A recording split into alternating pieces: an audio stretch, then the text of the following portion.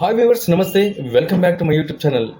చాలామంది చిన్నపిల్లలు ఉన్నటువంటి తల్లిదండ్రులు చిన్నపిల్లలకి స్నానం చేసిన తర్వాత కావచ్చు, అలాగే ఇయర్ని క్లీన్ చేసుకోవడానికి, ఇయర్ వ్యాక్స్ని క్లీన్ చేసుకోవడానికి ఇయర్ బడ్స్ని యూజ్ చేస్తుంటారు. తరచుగా ఇయర్ బడ్స్ని యూజ్ చేయడం వల్ల మన ఇంటర్నల్గా ఉన్నటువంటి ఇయర్ సెన్సిటివ్ పార్ట్ అనేది డ్యామేజ్ అవుతూ ఉంటుంది.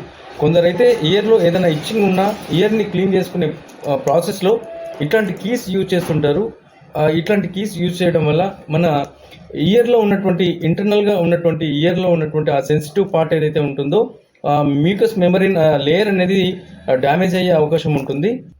అంతేకాకుండా మనము ఇప్పుడు ఉన్నటువంటి మనం హ్యాండ్రెడ్ ఫోన్ వాడుతున్నప్పుడు వైర్లెస్ బ్లూటూత్ అనేది తరచుగా ఉపయోగిస్తుంటాము.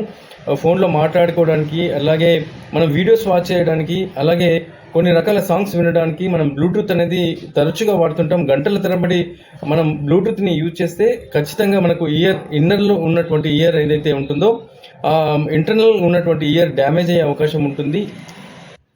ఎవరికైతే ఇయర్లో ఇచ్చింగ్ కానీ ఇరిటేషన్ ఉన్నప్పుడు ఇట్లాంటి పరికరాలు కానీ ఫారెన్ బాడీస్ కానీ లోపల పోయినప్పుడు ఒక డివైస్ అయితే వచ్చింది. అది ప్రాక్టికల్గా మీకు చూపిస్తున్నాను.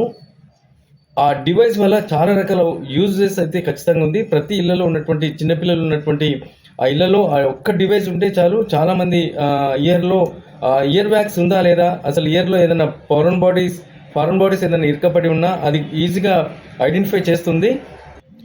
ఈ వీడియోలో కంటిన్యూస్గా ఆ వీడియోని చూడండి. ఈ వీడియోలో నేను పెడుతున్నాను ఎలా వర్క్ చేస్తుంది అనేది క్లియర్గా మీకు వీడియో తీసి పెట్టాను కాబట్టి ఖచ్చితంగా ఈ వీడియో చివరిలో అది మీకు ప్లే అవుతుంది. కంటిన్యూగా ఈ వీడియోని చూస్తే మీకు అర్థమవుతుంది.